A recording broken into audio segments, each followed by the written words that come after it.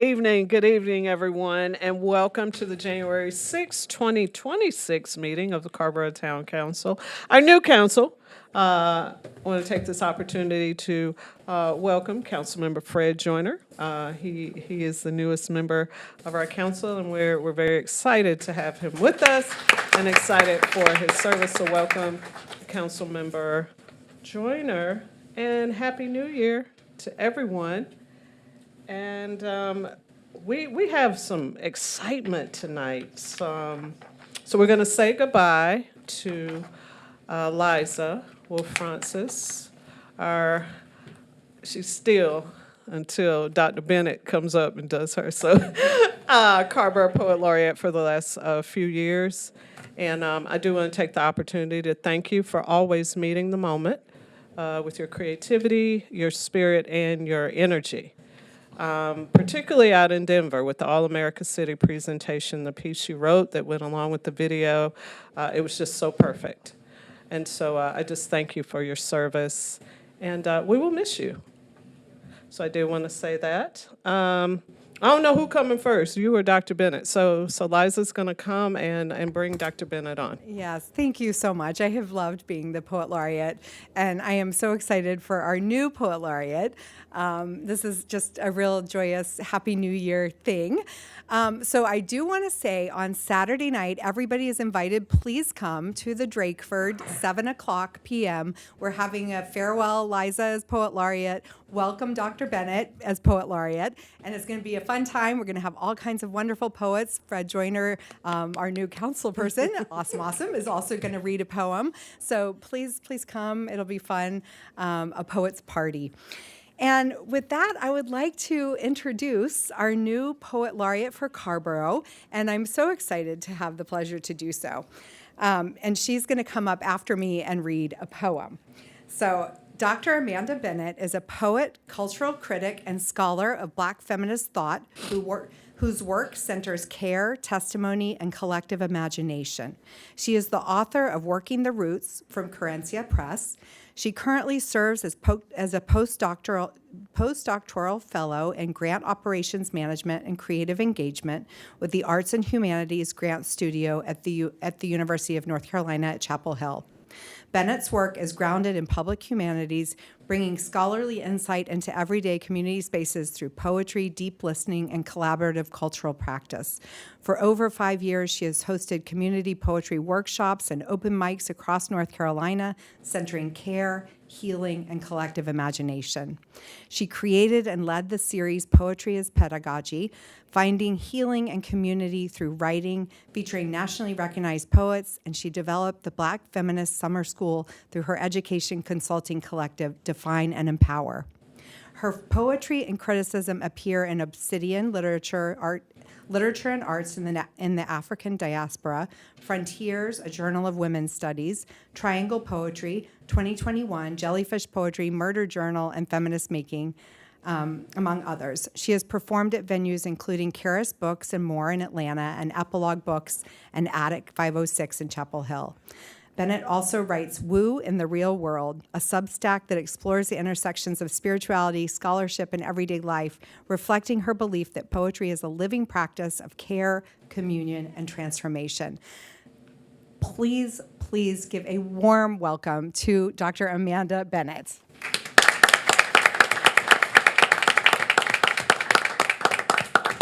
Thank you so much for that really generous introduction, Liza, and thank you so much for all the work you've done to steward creativity in our community. I'm really grateful to be here tonight with you all. Thank you so much for entrusting me with this role. I am deeply grateful to be your Poet Laureate. Tonight, as we are heading into a new year, I wanted to bring an ancestor with us. Her name is Lucille Clifton. I'm going to read her poem, I'm Running into a New Year, from her collection, An Ordinary Woman. I am running into a new year, and the old years blow back like a wind that I catch in my hair, like strong fingers, like all my old promises. And it will be hard to let go of what I said to myself about myself when I was 16 and 26 and 36, even 36. but I am running into a new year, and I beg what I love and I leave to forgive me. Thank you.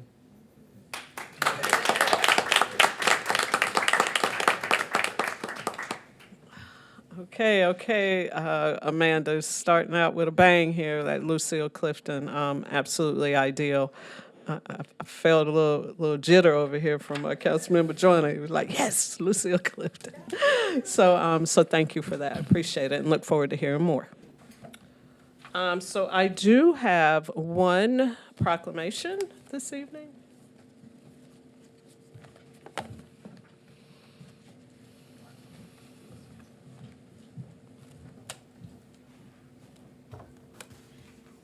And this proclamation is in honor of National Mentoring Month. I do want to take the opportunity to acknowledge someone who pushed this forward in years past, Atreya Scoot, who's no longer with us. And so, in his honor, I just felt like I wanted to speak his name into the atmosphere. I think that that's very appropriate. But we will have Lori Clark to receive the proclamation along with Terrence Foushee. Karita Giddings. All right. So, okay, we got a threesome up here. Okay. So I'll read the proclamation, and then I'll invite you to come up and share words. That's okay. National Mentoring Month. Whereas the town of Carrboro is committed to fostering an inclusive, equitable, and thriving community where all young people have access to meaningful relationships and opportunities that support their growth and success.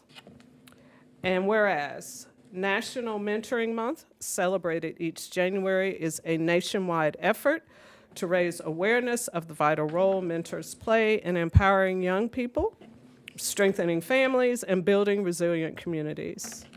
And whereas mentoring has been shown to improve academic achievement, support emotional well-being, increase school engagement, and create pathways to college, careers, and lifelong success. And whereas young people who have a caring mentor are more likely to set positive goals, make healthy choices, and develop the confidence and social capital needed to navigate challenges and pursue opportunities. And whereas the town of Carrboro recognizes the contributions of local mentoring programs, including the long-standing award-winning Blue Ribbon Mentor Advocate Program, Boomerang, Volunteers for Youth, and the Boys and Girls Club, which provide youth with consistent, caring adults and offer cultural, academic, social, and leadership development opportunities. And whereas research demonstrates that mentored youth are 52% less likely to skip school, 55% more likely to enroll in college, 46% less likely to start using illegal drugs, and 27% less likely to begin drinking alcohol, highlighting the profound and lasting impact of mentorship. And whereas National Mentoring Month provides an opportunity to celebrate mentors, elevate the importance of youth-centered relationships, and encourage more caring adults to volunteer as mentors in the town of Carrboro and the broader Triangle region. Now, therefore, be it resolved that I, Barbara M. Foushee, Mayor of the town of Carrboro, do hereby proclaim January 2026 is National Mentoring Month in Carrboro and call upon residents, community leaders, businesses, faith organizations, and civic groups to join us in uplifting, supporting, and investing in the young people of our community. Proclaim this 6th day of January 2026. Thank you.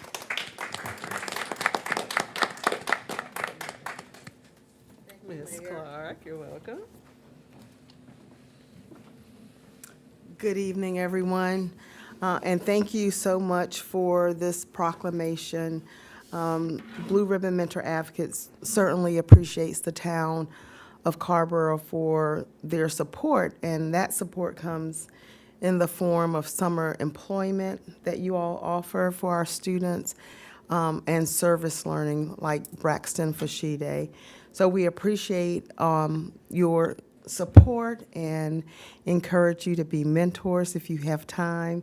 It only requires 2 hours per week, and you make a difference. Mentoring, we say, lasts for a lifetime, and mentors are the heartbeat of our program. And so I'd like to introduce Karita Giddings, who has been with Blue Ribbon for a while, started as a student at UNC Chapel Hill, and works with our middle school scholars, and Terrence Fouché, a former Blue Ribbon scholar that participated in our Youth Leadership Institute and MSAN, and now runs our high school programming. So I feel like these young people help our program to come full circle, and they provide some connections that as an older person I can't, and keep the program alive and going.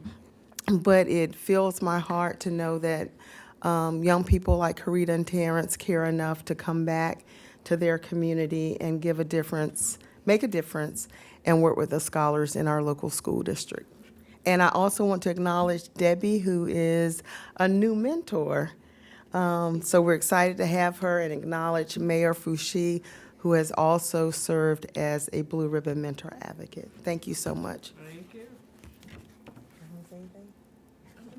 Do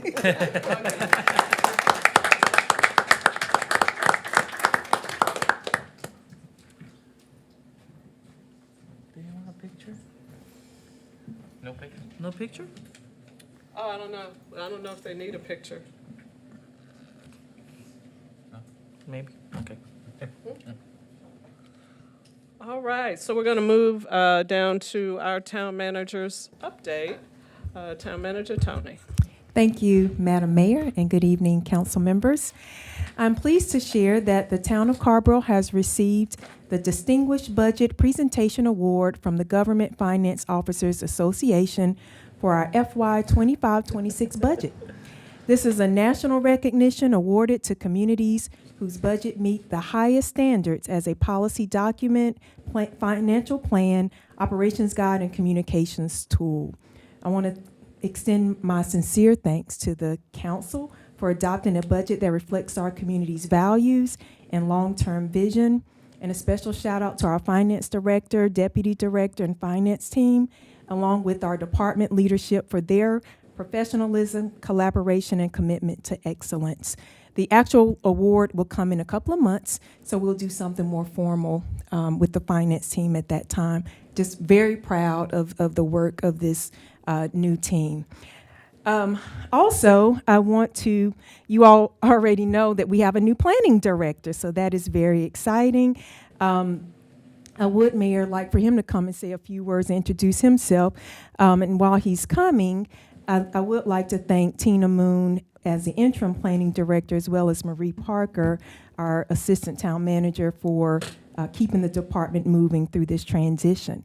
So Mr. John Fusa is our new planning director. Welcome.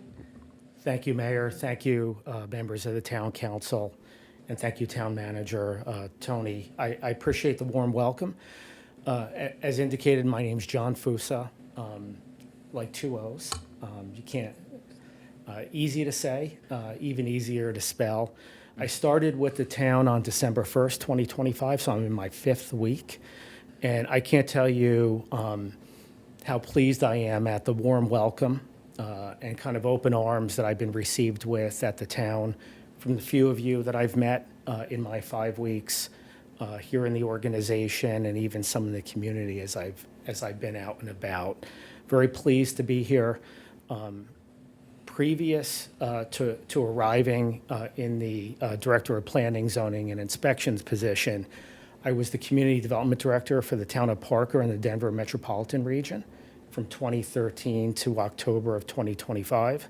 In that capacity, I oversaw all aspects of growth and development and growth management. Think things like building and construction, code compliance, development review, long-range planning, but also affordable housing, sustainability efforts for that community. Also, in one of the many hats I wore, I oversaw economic development and urban renewal as well at various points in time.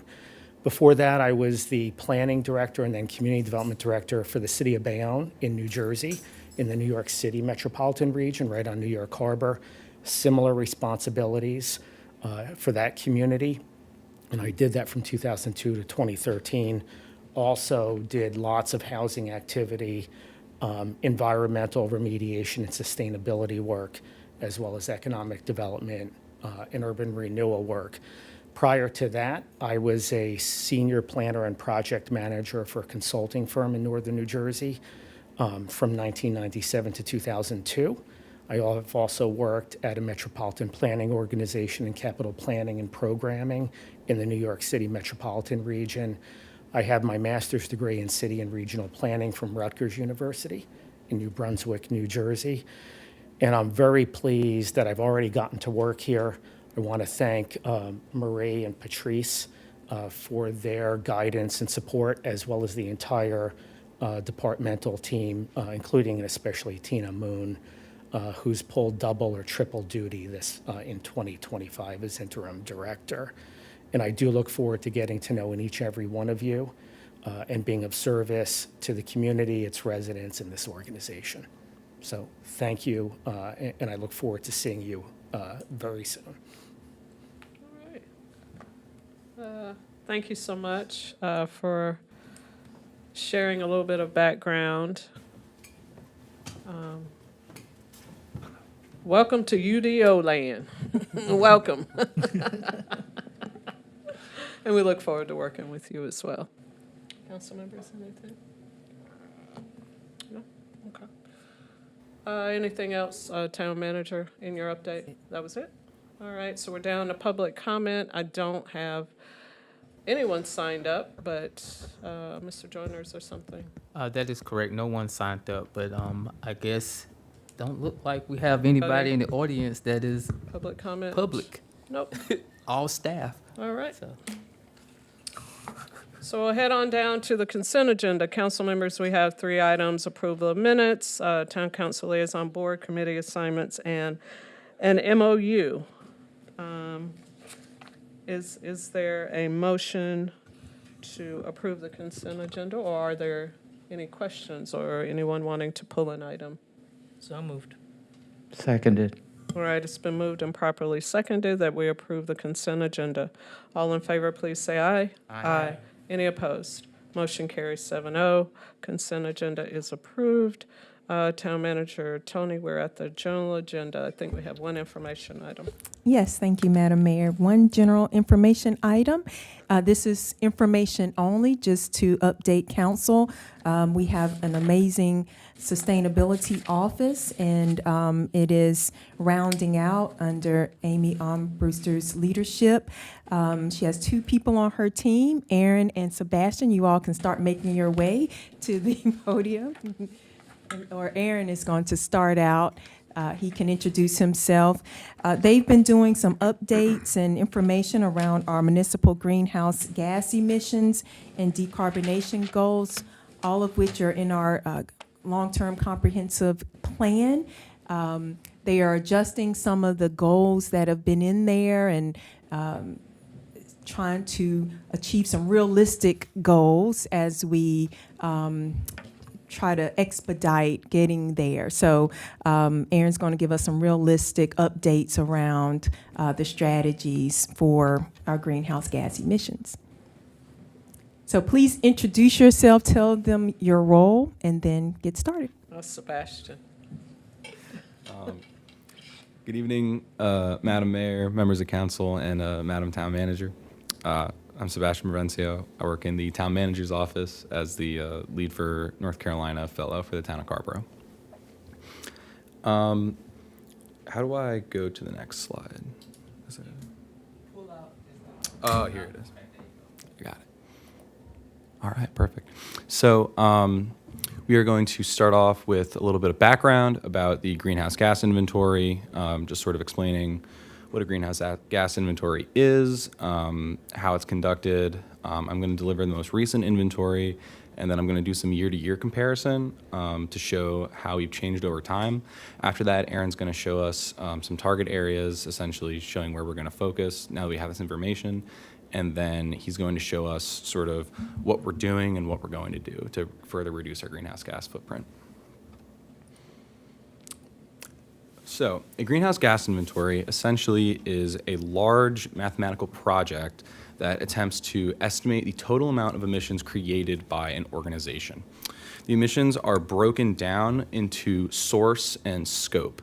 Basically, source is the action that creates the emission. An example of this could be driving a motor vehicle. And then scope is essentially a measure, a category of how much control you have over the creation of that emission.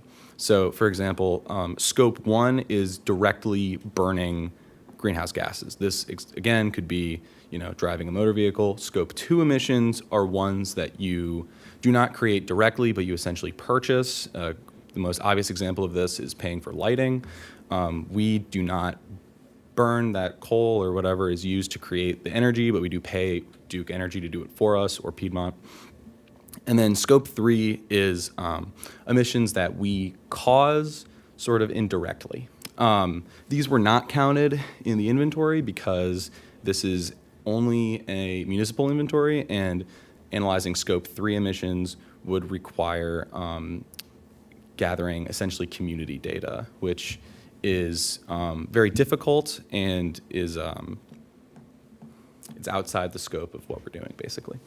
But essentially, the purpose of a greenhouse gas inventory is to better guide future policy and investments in reducing our climate footprint. So our emission sources are here. They're electricity from buildings and streetlights, natural gas from buildings and generators, and lastly, the town vehicle fleet, which burns both gasoline and diesel.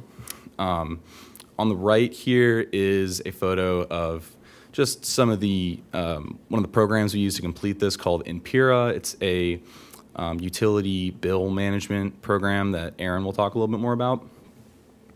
But I will now show you our most recent inventory. So what you're seeing here is the total metric tonnage of CO2 equivalent. Not every emission that we have is actually CO2. There's other greenhouse gases, but essentially it just calculates their equivalent in CO2. The majority comes from our vehicle fleet, with a sizable amount coming from buildings, and then just a little bit at 130 metric tons from the lights and traffic signals. Now this is interesting, but it's not really helpful unless you compare it to our previous levels, so you can see how we're changing year over year. So this is our building emissions over year over year. This is every year that we did an inventory, which is why there's gaps in the data. We didn't do one in 2011 or 2013, so those aren't going to be on there. But you can still observe a general trend of decreasing slightly in the early 2010s and then increasing our building emissions in 2019 before cutting it down in the early 2020s. I want to give a shout out to Keith from Public Works because he was really responsible for a lot of efficiency measures that were taken in our town buildings that helped us cut down our footprint like this. Here we see our fleet vehicle emissions. They've actually increased since our 2010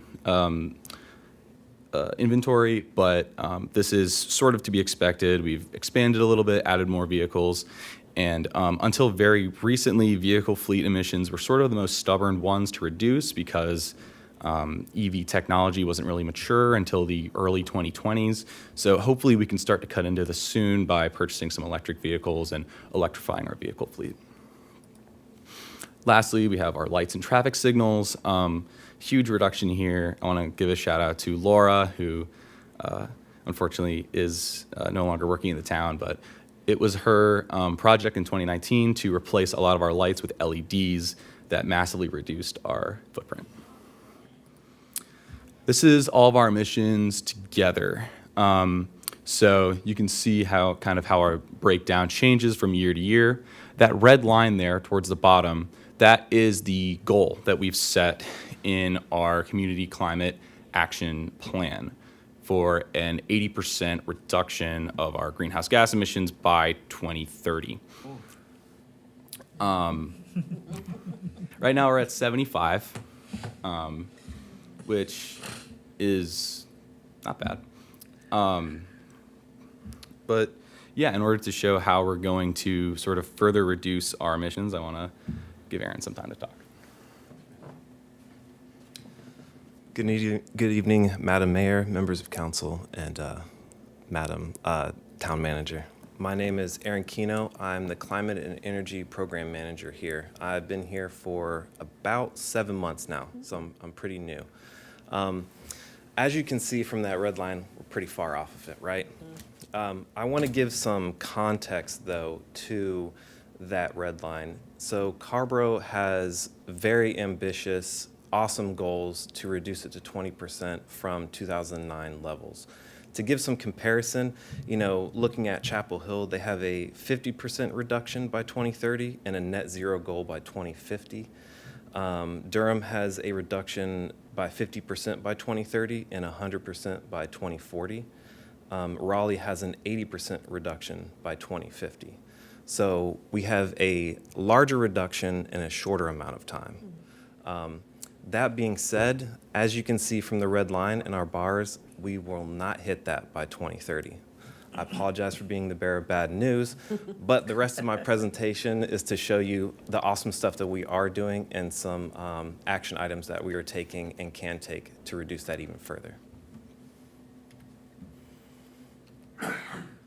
So as Sebastian pointed out in his pie graph, vehicles are the largest emitters of carbon right now in our portfolio at 827 metric tons.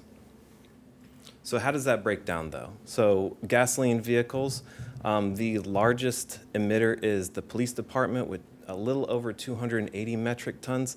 Kind of makes sense. They have a lot of patrol cars. They're driving all the time. They're burning gas. Public Works has a smaller portion of that. Again, they're moving around. They're working. They have these trucks running pretty constantly. Compare that with our diesel emissions, and then Public Works now takes the lion's share of that pie. Again, this makes sense because they have the trash trucks. They have the heavy and medium and heavy duty diesel vehicles running. And then you have Fire Station with their awesome fire trucks.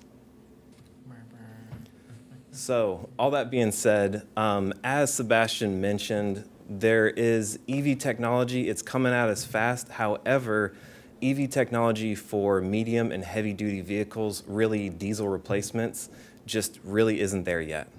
They have some out and it's not great yet. It'll get there in the end, but as of right now, it just doesn't make financial sense to invest in these technologies when they're so new and untested.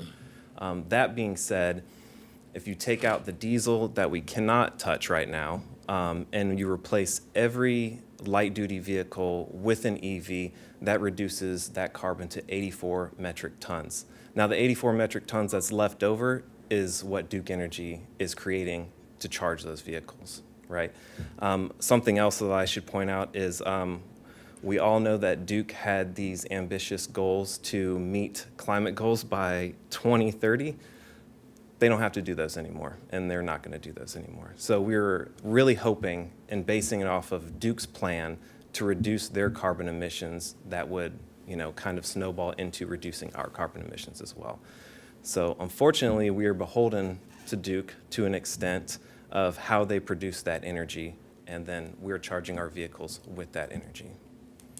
That being said, this is how much we can reduce if we swapped out every gas vehicle right now with an EV.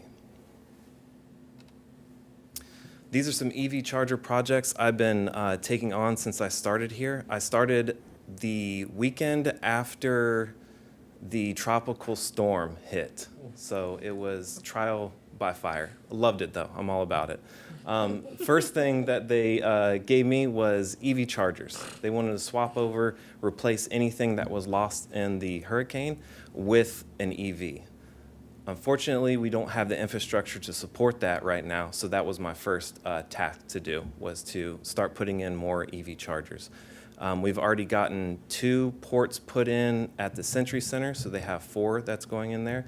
And then you might not have noticed because it's kind of dark out there, but there's some cones set out on the town commons along Bim Street and the little brown shed back there. And those are going to be 80 amp power share chargers for fleet only. 2 of those already have the groundwork in and everything is going, and then the 6 more are actually going to be started next week. I just heard back from the contractor. So they're going to start on those next week.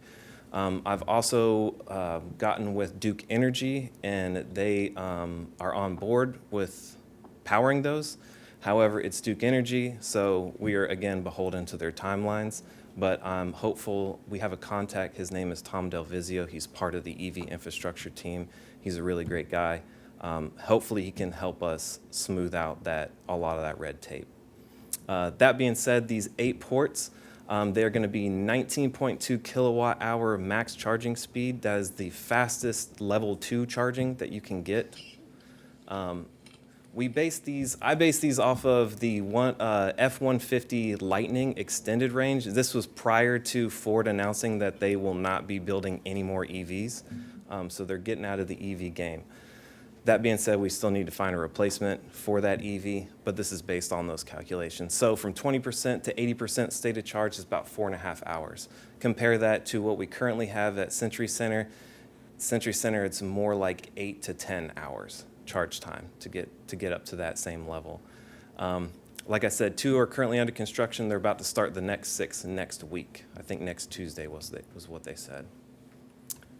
The second project is to get some DC fast chargers. So if we're going to give Public Works, fire, and police EVs, we need to be able for them to charge as quickly as possible so that they don't have a low battery if they have an emergency. So DC fast charger is super important for that. DC fast chargers, unfortunately, are very expensive, and it takes a lot of power to power those things. Duke Energy's infrastructure is aged, not like fine wine. So with those DC fast charging ports, that will be 180 kilowatt hours max charging speed, again, based off of the Lightning. That can only take 150 kilowatts, so it's a bit overkill, but hey, it's all right. That reduces the time from 20% to 80% state of charge in 39 minutes. Super fast. I've watched these things in person, and it's impressive. You can sit there and just watch it go up. Unfortunately, again, like I said, this is really dependent on infrastructure cost and how much it's going to take to buy the units and then to update the infrastructure and actually put the infrastructure in place as well. So the second big piece of the pie is building emissions. We don't have that many buildings, but they're old. So here is a snapshot of Empira. Let me go back one real quick. So this is the 2024 greenhouse gas inventory. So we had 435 metric tons with just buildings. Looking at 2025, I did this prior to the break, so I don't have December in there, but last year, from January to November, we created 532 metric tons. So we're going up. I mean, the big thing is we added the Drakeford Library Complex. The grain of salt to take with this is that the Drakeford Library Complex is going to be split up between Orange County and us, so we won't be taking all that carbon. However, this is just the high level of what the Drakeford is currently emitting carbon-wise. And then we have all the other buildings such as Fire Station 1, 2, and Town Hall here. Century Center being the biggest emitter. It's a big building, it's really old. So what can we do to buildings? What's in progress? Again, big shout out to Public Works team and Keith Berger specifically for LED retrofits. He went through all the buildings and swapped them out for LEDs. I think there's still a couple like lingering here and there, but we'll track them down. Energy efficiency retrofits. That's really just air sealing and adding insulation, right? I mean, these are old brick buildings. If you go into the Century Center, you have single pane metal windows and brick. Brick and glass aren't great insulators. Increased HVAC efficiency. So this might be swapping out gas systems for heat pumps, updating heat pumps, consolidating heat pumps, and then adding solar wherever we can. If we have a roof that has great solar potential, let's put some solar panels on it. And then the last one, this is more behavioral, but turn off the lights, turn down the thermostat, turn up the thermostat. I'm sure we all fight over thermostats at our house. So this is a busy slide, but this is my favorite slide. So part of the plan, the comprehensive plan, was to get an energy audit done on all the municipal buildings. So we accomplished that back in the beginning of November. The first thing I want to point out is the age of these buildings. In 1920s, 1960s, fire station is 2010, so it's a bit new. That being said, these are old, leaky buildings with little to no insulation. It doesn't make them really energy efficient at all. Sensory Center, starting there, it has a new efficient chiller system. Shout out again to Public Works and Keith for getting that going. That system is awesome. It does still utilize gas appliances like water heating in the kitchen. It has stoves and stuff like that, and it does still have a boiler in there. It has a diesel backup generator with no solar currently. Town Hall, this building, it would really benefit from having a centralized HVAC system. So right now we have a couple residential units that are kind of pieced here and there. I don't think they fight each other, but if you can consolidate them into one, you can control it a lot better, you control the energy efficiency of it. The dated and complex electrical system. I said I wasn't going to say it, but I was super excited. There is 13 electrical panels we counted on this building. Just a little pause. Okay. So there's also no solar on this building ever. Fire Station 1, right next door, 1960s. It does have a rooftop solar array, which is about 75 kilowatts. There was, I think, some shading going on, so we should look at that, see if we can get rid of the shading so it can produce as much energy as possible. And it does have a dated natural gas backup generator, which Amy can attest to every Wednesday. They run it, and it is super loud. Fire Station 2, that is the newest building. It could really use a centralized HVAC system. Right now it has 7 furnaces and 7 AC units on it. So one big one would be great. There are also gas furnaces. We could swap that over to electric. And it does not have solar. It does have a solar water heating array on it. However, it does not currently work, so we should repair that so we can get that free sun heat for our water. Lights. So this is the smallest one. As Sebastian said, Laura and Keith, Public Works, all worked really hard to reduce this a couple years back. So this is the smallest piece of the pie. There's also not a lot of fruit on this low-hanging tree here. So what we have left is sports lighting. So that's at Wilson Park, that is at Anderson Park. Those are not swapped over to LEDs. We do have cost estimates for that, about $340,000-ish per park. This is not a great payback period. However, they are not LEDs, so that's still some room for improvement. This is a great picture from Empira. I love these diagrams. You can see the spikes are the red. That's when the lights are on. But then you can also see the gaps, which is the summer and the fall, or winter and summer when they do not run the lights. So you can see it doesn't really use a lot of energy, and then when the lights turn on, it doubles or triples. And then a lighting audit, lastly, is are we paying for the right amount of lights? On our bills, Duke Energy has how many lights we're paying for. Is that the right amount? We should check. So backing back out, big picture, vehicle emissions, what can we do? EV adoption, and then staying up to date with the technology for medium and heavy duty vehicle technology.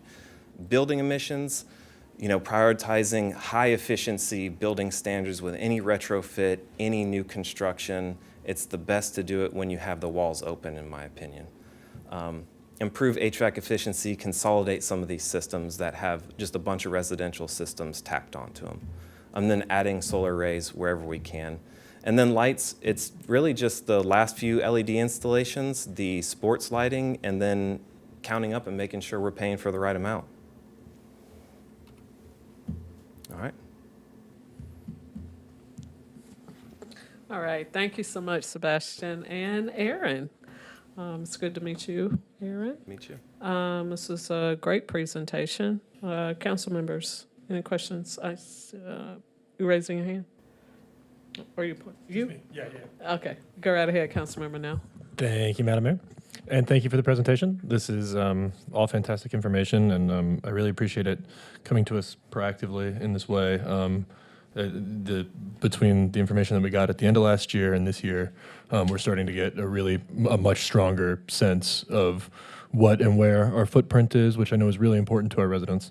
I think will really be beneficial as we decide where that red line should stay, or whether it should stay and how it should move. And toward that end, as we get into like prioritizing, I can think of a couple different work streams with different buildings that these numbers might exist. But do we currently have an understanding of what the solar costs would be for the large buildings, for the fire station here and Century Center?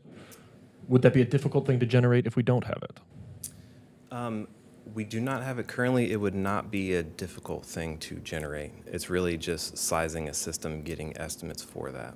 I think we would be interested in having that information in our medium-term fingertips. Yeah. And I know that we're thinking about this building, but some things possibly with different timelines. But I think we would like to know that. There was another. So a building like the Century Center strikes me. Is geothermal insane? Or is that because I know that like large footprint buildings might be the only application where that's not prohibitively expensive, but that it is tremendously expensive. Is that something we would ever think about or could be beneficial to us? Or it's just something that advocates come to us and are sometimes excited about, and I've never really known how feasible it was. Yeah, geothermal is great. I think geothermal is awesome. The cost of it can be pretty steep, especially for something like the Drakeford. It's really the cost of drilling the wells to put in the geothermals. With a building the size of the Century Center, it would be a lot of those, and digging is really expensive. But we can do a cost analysis on that as well. I would be curious as we think about our facilities. It may not be a viable payback at any point. But I think it's just one of those things. And then finally, and this is really for us too. That 80% we have long known was really ambitious, and so I don't need like a concrete answer here. But one of the things I'm interested in as we talk about this over the near term is whether that goal is hampering us. I think pedal to the metal, as aggressive as possible. That's a great approach, but I am curious as y'all are digging into this if. We want a goal that works. We want a goal that allows us to really make the right decisions. And if having that super aggressive threshold that let's do everything we can as quickly as we can. On the other hand, everything all the time, all at once, as quickly as we can is often not a productive project approach. So, I would be, for us too, what we can tolerate and what we desire. But I think if we could have sort of a conversation with staff over this year into the next budget cycle about what that number should be on what kind of timeline that honors the spirit of that. We may decide it needs to stay at 80%. That's what we're hearing from residents. But I would be curious about maybe perhaps a more pragmatic recommendation. Yeah. Thank you, Councilmember Nallos. Great questions. That financial piece, I think, is really important, and also about the target, Is it realistic, right? Is that pretty much what you're saying, or yeah, did we kinda... and if it's not, what is? Mm-hmm. And what I think we're interested in, and I'm hearing that we are class leading in many ways, but I want our staff to be working toward practical and attainable, if still class leading goals, and I think that just helps us make better budgetary decisions, because right now sometimes we tilt at windmills if we don't have a stronger sense of what's closest in the near term. So yeah, can it be done? And if not, what can? Mm-hmm. Thank you. Appreciate that. Oh, Mayor Pro Tem Posada? Thank you, Madam Mayor. And thank you for the presentation. It was really cool to see some of these graphics. If you can go back to the slide that has the estimated vehicle replacement emissions reduction. I just had two questions on that real quick. Has like the little graph with the blue and the red and looks pretty cool. Yeah. That one, perfect. So when you were talking about, I understand diesel not changing, totally cool. Talk to me a little bit more about what you meant when you were speaking around Duke's place or relation to those 84 metric tons, right? You said that currently, is this current numbers, would this increase drastically if things aren't changed? Of course, we know that Duke Energy is going to do what Duke Energy is going to do. But talk to me a little bit more about that. Yeah, thank Please. you for the question. It's the generation, so the carbon that is generated from the power plants to charge those electric vehicles. Right now, that is what Duke Energy's portfolio has, which is 53% nuclear, and then 3% I think was renewables, and then the rest of it was either gas or coal. So that could change. Right now, that's the numbers that we use to get these, but that could change with them opening up more gas peaker plants, shutting down coal or keeping them. There's been talk of like small nuclear, not sure about that, but really that could increase, that number could increase if their carbon footprint for generation increases as well. Gotcha. That's what you were talking about. If they don't actually adhere to the goals that they were set because they're no longer required to do that. Right. That's what you're looking at, these numbers increasing. Yeah. Gotcha. And but we don't have any idea of what that would look like. Really don't, no. No, that's totally Fortunately. fine. And then like my other question is kind of more of a broader one. As you're communicating with Duke Energy and looking at all these things, is there any kind of feeling or instance where any repercussions are coming around based on the ongoing lawsuit? No, surprisingly not. Okay. I mean, I'm working with, like I said, Tom Delvizio. He's on the EV, it's the EV team. So like working with municipalities, corporations to get these infrastructure things in place. They've actually been super nice. They're really quick with their responses. When I told them that this is what we want to do, these are the sites I needed to come check out, they came out within 2 weeks. When I told the engineer our deadline, which was before we all went on break, he got that to us with the caveat of like, hey, these might change in the next coming months, but this is our first pass at it kind of thing. So no, there hasn't been any kind of slowdown or any kind of thing like that. Good, and because I know that multiple times in the presentation, a lot of it is kind of like also contingent on what Duke Energy wants to do. So I just want to make sure that, because I know we're going to get this question from folks, right? Yeah. There's an ongoing lawsuit. It's going to cause them to not move quickly on this. But from what I'm hearing is, as of right now, there seems to be no retaliation whatsoever as we continue to work with them. No, not that I can tell. Yeah. Perfect. Thank you so much, Madam Mayor. All right, thank you. Looks like Councilmember Palmer and Fred. Thank you. Thanks. This presentation is great. And to rewind back to the very beginning, when you said what is in and out of scope, the thing that immediately sort of popped to me is the degree to which our Carrboro population is going to ask us as we're doing this UDO project. You say climate action is core to this. To what extent? And I'm not asking for an estimate now. I'm not asking for y'all to do scope 3 next year. I'm just asking how do we communicate what we can and can't do, and how do we fold in what we can do to the UDO process of scope 3? And I don't need an answer tonight. Thank you for your question. As far as communicating what we can and can't do, I think it's very important to, first of all, just communicate that this is our goal as well as this inventory is specifically for municipal operations. It is not a goal for the community. Obviously, allowing for the community to exist in a very sustainable way is important, and we have done a lot of stuff for to that end. For example, we applied for the Orange County Energy Efficiency Grant. That's the first one that comes to mind. We've also done some energy saving projects through our Green Neighborhood Grants program.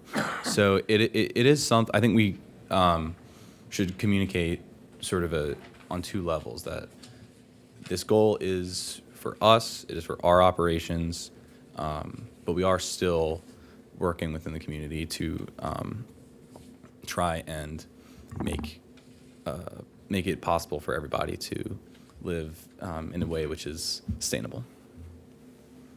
Thank you. Thank you both for a great presentation. I think just to pick up on something that Councilmember Palmer said, right? We know we don't need to do a Scope 3 assessment to know that, like, the collective emissions of the town of Carrboro and all its residents are much bigger than just the town's municipal emissions. So we're walking the talk by shrinking our own, and then we also have a number of other programs that are helping shrink the emissions of folks who live in Carrboro as a goal. So to my colleagues, if anybody's sort of looking at this with a sinking feeling, like, one thing that we can do, we can figure out whether we can, at some point we might say, hey, maybe geothermal for one building doesn't make financial sense, but maybe we plan further ahead for the folks who are really excited about that. District is typically the way you make geothermal, like, pencil. Like, you feel, okay, well, what if we could get this entire block to switch over, is one way the municipalities can help. Or putting more of the budget into programs that help the community as a whole decarbonize. Or, to your point, the work on the UDO can help reduce the carbon footprint of new homes relative to ones that we're building today. I think that's a great thing to keep in mind. I did have a question for you. So it looks like the fact that the lights have been done is great. It looks like the immediate low-hanging fruit, then sort of next easy target, is our gas vehicle emissions. And I know that process of replacing our fleet and electrifying our fleet is underway. If you were going to pick a project or two related to probably to our building emissions, what do you think would have the biggest impact carbon-wise for the municipal dollar? Like, what do you look at and say, we really ought to be planning to do this with the Century Center, or this with Fire Station 2? What comes to mind for you? That's a great question. So my previous job, I worked at Advanced Energy as a ResNet HERS rater and worked with Duke Energy and System Vision, Habitat for Humanity's building high efficiency homes. Whenever I talk to homeowners, it's always the question of, I want to replace my windows, that's going to make my bills lower. That's usually the last thing that you should do. And in my experience in building science, it's air sealing and adding insulation. Those are the two best payoff things that you can do to lower carbon, to lower your energy usage for a building. Same thing with a residential house as a commercial house. So like I said earlier, these are old buildings, they're very leaky. There's probably no insulation in this wall. I know at Century Center, some offices have brick and then it's outside. Brick and glass aren't great insulators. So those systems are gonna have to run longer and harder because the amount of heat is coming and going easily. I think you've asked sort of the next question I was getting to. For the Century Center in particular, you just have sort of a minimum requirement to be able to blow insulation in, right? You have to actually have a wall with an airspace that you can blow into. Does the Century Center have enough of that, or is a lot of it actually naked brick? That's a good question. I haven't spent a whole lot of time in Century Center. It's really just in a couple offices, and the offices that I've seen have had naked brick. But I've also been up in the attic, and you can always blow in insulation up there as well. Okay.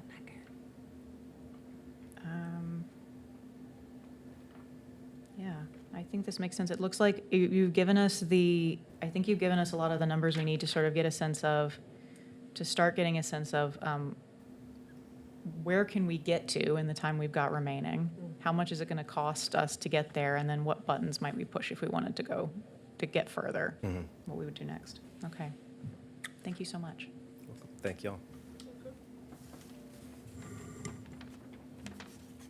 All right. It looks like there aren't any more questions or comments from council members, and thank you so much. This was a great presentation. We appreciate it. Whoop, whoop. Yeah. Thank you. Thank you. I think that's it. It's 6:55 p.m., and that is the last item on the agenda. Motion to adjourn. Let's just wait a minute. You just can wait. Excuse me, I'm sorry. No, you're Whenever appropriate, Madam Mayor, I'd like to make a motion. No, you're good. You're good. There's nothing remaining on the agenda, so could I get a second? I just have a list of a couple. No, I'm kidding. I second. Second the motion. Is there a second? A second. All right. In my dumb joke. All right, thank you so much. It's been moved and properly seconded that we adjourn. All in favor, please say aye. Aye. Any opposed? Motion carries. You know, 7-0. one day I'm going to vote no on We it, are just for adjourned. fun.